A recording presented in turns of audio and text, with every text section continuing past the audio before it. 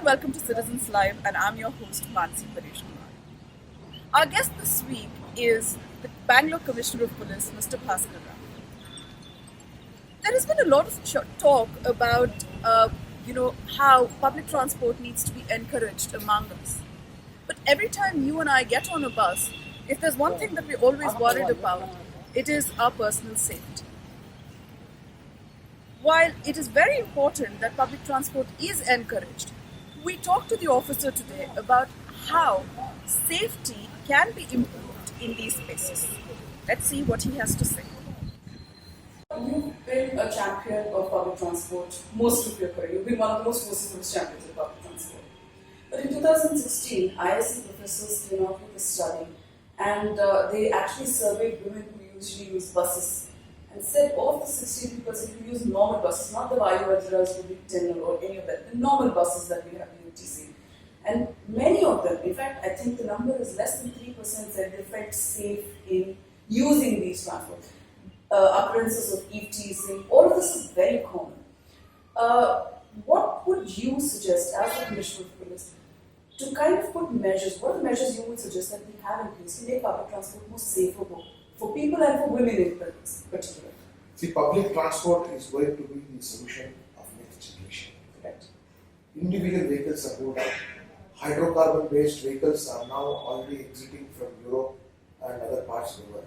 Yes. And in India also, the electric vehicle policy has come in place, and BMTC is already in the process of talks of acquiring a fleet of an electric fleet of its own. So, public transport per se is not going to solve the problem. We have to put people in the buses now. Correct. Simply running a bus is not enough. Put people in buses means make people use public transport from their homes. That is the last and the front mile connectivity. Correct. So we need to address that policy. Right. And of course, as a matter of policy, BMTC area of operation in Bangalore City is on the nationalized sector. Right. So only they have the authority to run stage carriage. Correct. Others can run only contract carriage. Correct. So if electric vehicles are utilized for last mile connectivity, we may have to make a change in policy as regards the last mile connectivity is concerned. In fact, I sometimes go to Mount Carmel to take class in public policy, thanks to my good friends in the publishing. The girls there are making a study on the last mile connectivity between metro station. Means each metro station has got a hinterland. Correct. And at last point there will be some overlapping area of hinterland. Correct. And some shadow areas are also going to be there. So BMTC should acquire smaller buses and become a feeder service for metro where it need not compete with the metro. In fact, I have been seeing that BMTC is still running buses between KR Martin and Banshandri, where in the metro you can reach these two places within 7 minutes, whereas BMTC buses take about 40-45 minutes. So, but then my question was about safety within the BMTC buses. See, if you have travelled all over Europe, you will see that all buses have got camera inside. Is that something that we should start? Okay. And would you like to? Yeah, it will cut down crimes. There should be a camera in the front and there should be a camera at the back. Correct. And in fact, I have been telling these aggregators, cab aggregators, fix cameras above the mirror. Because I have seen cameras there. And the camera always makes you feel safe. That okay, somebody is watching you or somebody means whatever is happening inside the vehicle is getting recorded. And BMTC buses or whosoever is running the bus service in the city ought to have cameras as well as the conduct of the conductors that also needs to change. Right. Next is, as far as possible, cashless transport. Once again, I come back to my own favorite subject of multimodal transport. There should be a single pass for both BMTC as well as metro. So that people don't have to keep on scrambling for passes and then pay money, you didn't pay, etc. etc.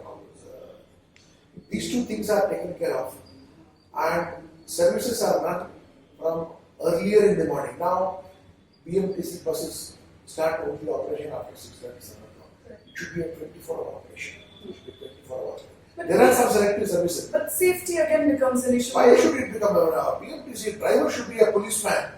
The conductor inside or whoever is there, he should be well trained to handle any kind of issues inside. There is a camera inside. And if the roads are well lit, I'm telling you, this is a very comprehensive thing. Police alone is not responsible for security. There are stakeholders. See, if there are well lit roads, and I am one who advocates 24 hours markets being open. I don't believe in closing down the whole of Bangalore and say, go to sleep. They're not children, and people have not invested money here to close shops instead. If somebody builds a huge marketing complex, they are built for a long time. We are insisting that everything should be closed very, very fast. That's not correct. We don't have to go very, very far. We can see neighboring Tamil Nadu itself. I see ordinary service buses running throughout the night, and eateries kept open throughout the night. Eateries should be kept open throughout the night, and buses should be kept throughout the night. That is the only way we cannot save public transport. By closing down everything, we are asking all the good people to go inside and all the bad people to come and sit. Now your time starts. It does. So the public transport has many aspects to it, which is not just state-run, which is the MTC. We also have other stakeholders, which are private stakeholders like autos, cabs, and so on and so forth. I spoke only about PMTC. My next question is about autos, sir. The police actually introduced helplines, where you can call and complain when there is a problem with autos, whenever you have an issue with autos. What is the turnaround time for closure of these complaints? Because even when somebody calls them up, it takes them a while to get to any place, or whenever you call, they say, "Our phone kodi sir, madam," kind of a thing. So, is there any measures in your madam, I will request you to please try out 100. In fact, the service 100 needs to be popularized more. It's my fault. Those days are gone. We have a state-of-the-art control room in the police commissioner's office. If you call 100, in 3 seconds, somebody is going to pick your call, and in less than 3 minutes, they are going to record your grievance, transfer it to the police unit inside there, and the police unit will dispatch a Vaisala to the place where you are called.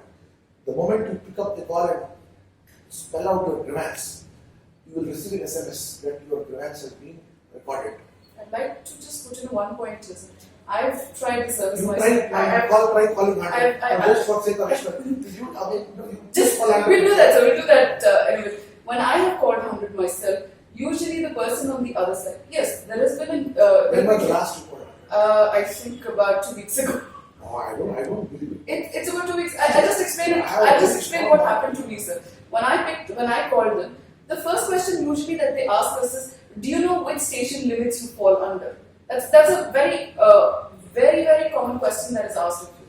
In fact, when you have to go, I'll take it one step further. When you have to go file an FIR, if I choose to file an FIR, my colleague who's behind camera, it took about 12 hours to get a copy, go through the entire process of filing an FIR and getting a copy of it. I personally, when I went to file an FIR, it took me about 8.5 hours. So clearly there is a bit of a procedural, it's like a snail pace. Do you think there is something that you can work on to make it a little more faster? See, FIR is something which takes some time, I agree with that. See, what happens? Definitely not 8.5 hours. And you don't have to beg for an FIR from you. As a complainant, you are entitled to a copy of the FIR. Just not that. The police computer organization uploads all the FIRs onto the police website, and you can take a printout from there also. So probably we are not being vocal about these things. Okay. That is that. And then what happens is another thing that people come in all query and fast and furious. They come and say, "I want an FIR." Then after some time they realize it's not worth it. They come and say, "We want to take back that FIR." So we have faced this situation very often. Because once an FIR goes to the court, you have to go only to the court and say, "I want to withdraw the case."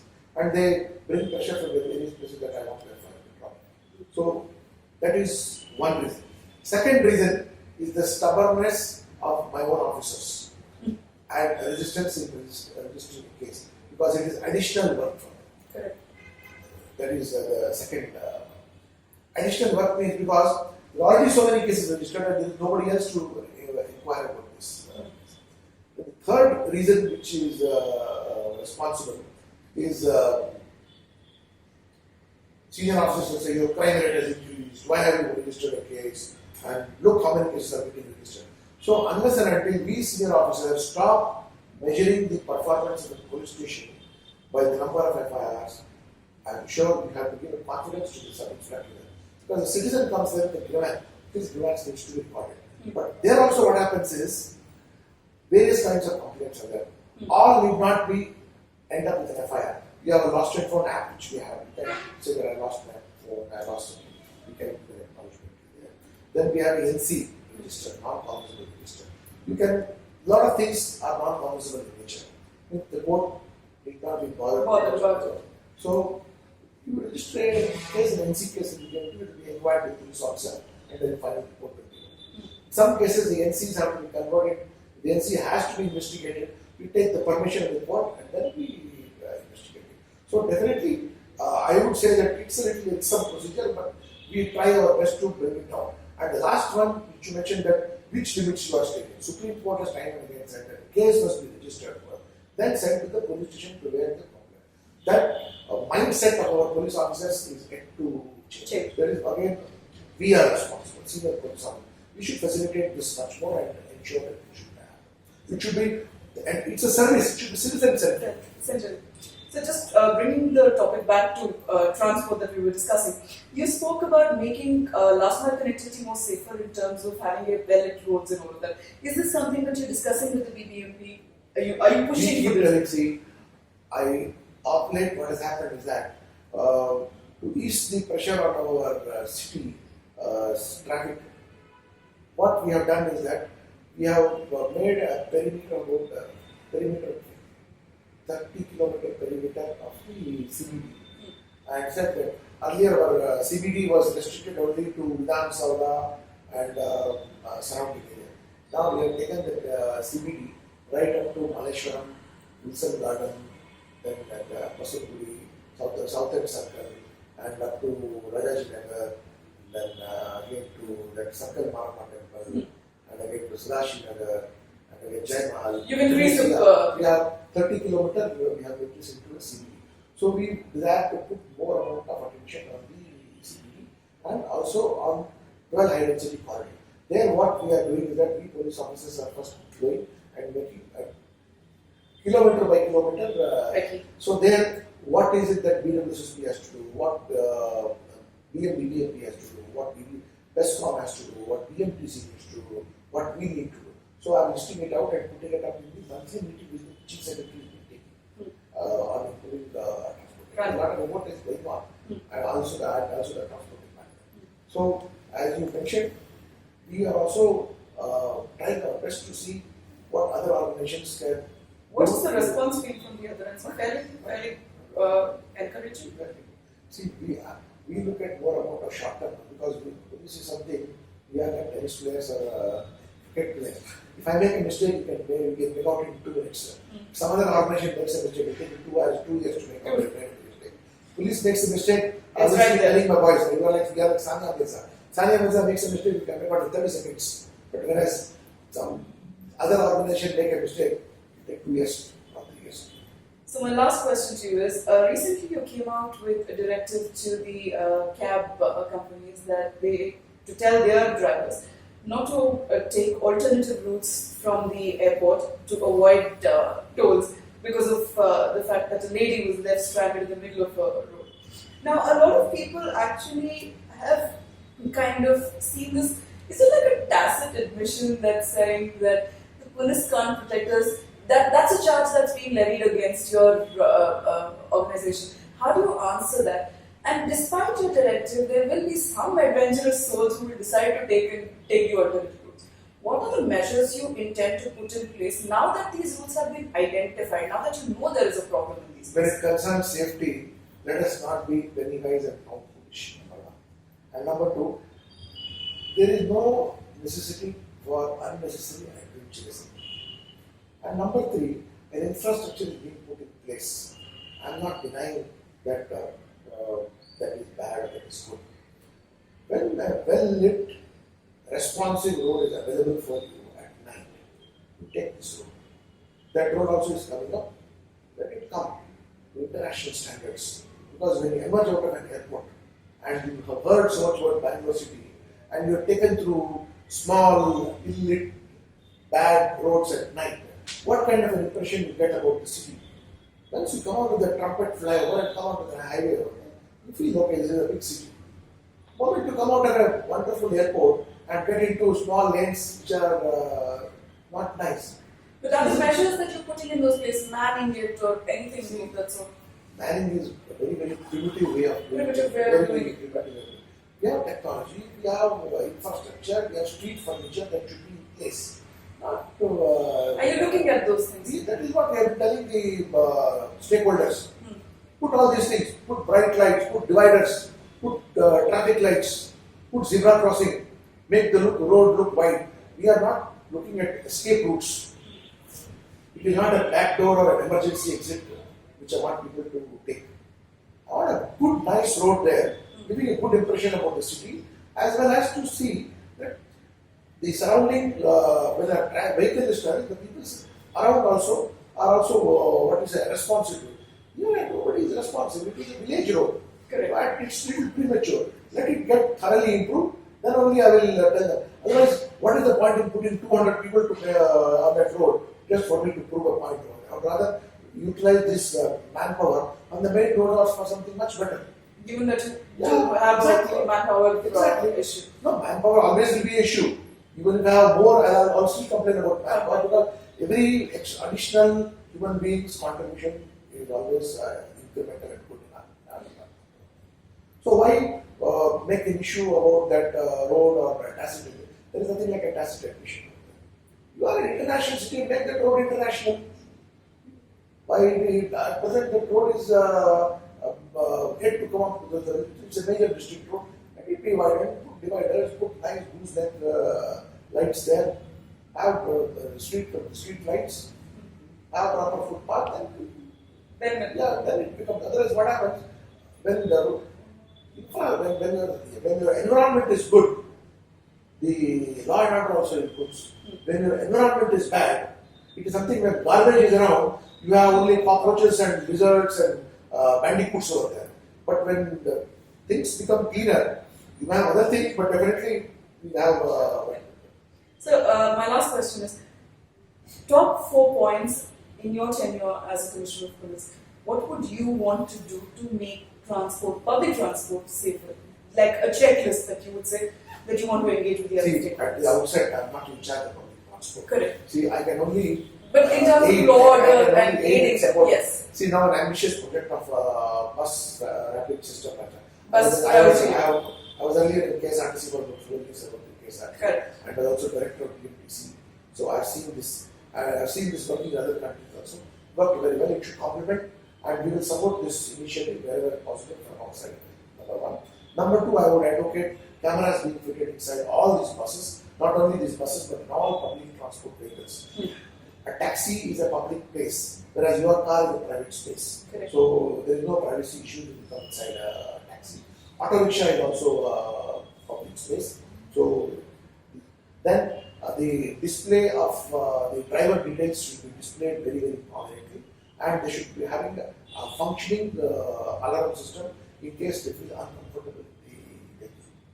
And next is that I would pressurize aggregators to ensure that the service providers, that is the drivers, etc., go through a repeated training on its safety, as well as being better ambassadors of Bangalore.